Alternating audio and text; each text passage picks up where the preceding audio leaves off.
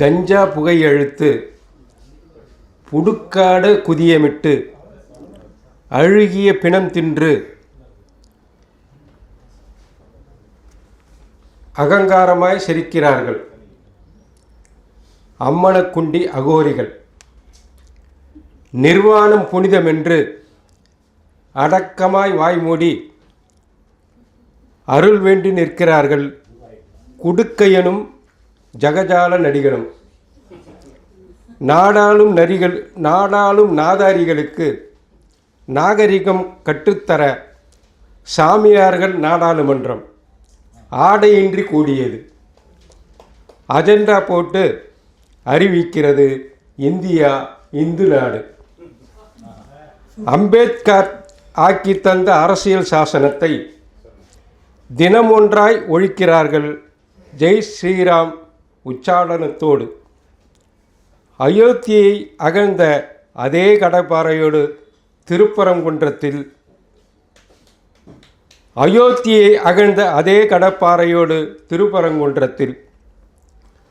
அரகர சிவசிவ சம்போ. நம்ம உயர்தராச மன்றத்தில் குடும்பிகள் ரொம்ப. அம்பியா இப்படி இல்லை இல்லை இவன் அந்நியன். அம்பியா இப்படி இல்லை இவன் அந்நியன். நீதியை தூக்கிலிட்டு அநீதியை நீதி என்றாள். சாதி வெறி உச்சம் ஏறி சனாதனம் பக்கம் நின்றான். நீதி எனும் தேவதையை நிர்வாணப்படுத்திவிட்டான். காவி வெறியேறிய கும்பலுக்கு கரசேவை வாய்ப்பு தந்தான்.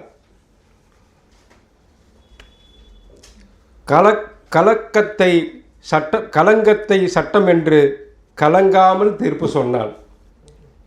இருமாப்பின் உச்சத்தில் இதயத்தை கழட்டி வைத்தான். நிர்வாணம் புனிதமென்று அம்மணத்தை பூஜை செய்தான்.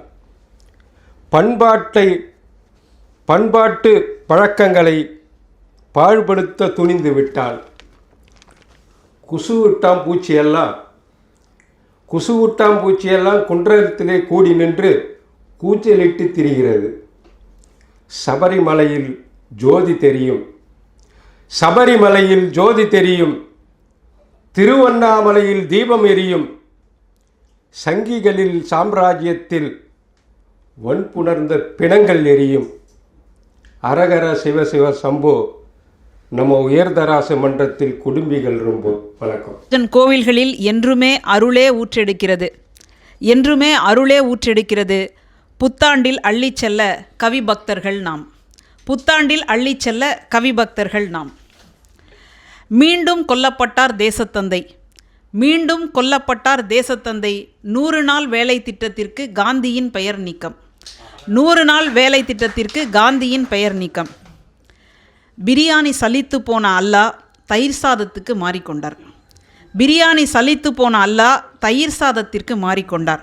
பாவம் முருகன் ஆட்டுக்கால் பாயாவை ஸ்விக்கியில் ஆர்டர் செய்யும்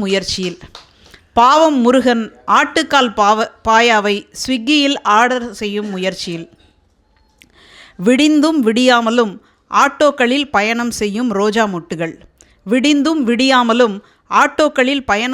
ரோஜா மொட்டுகள்.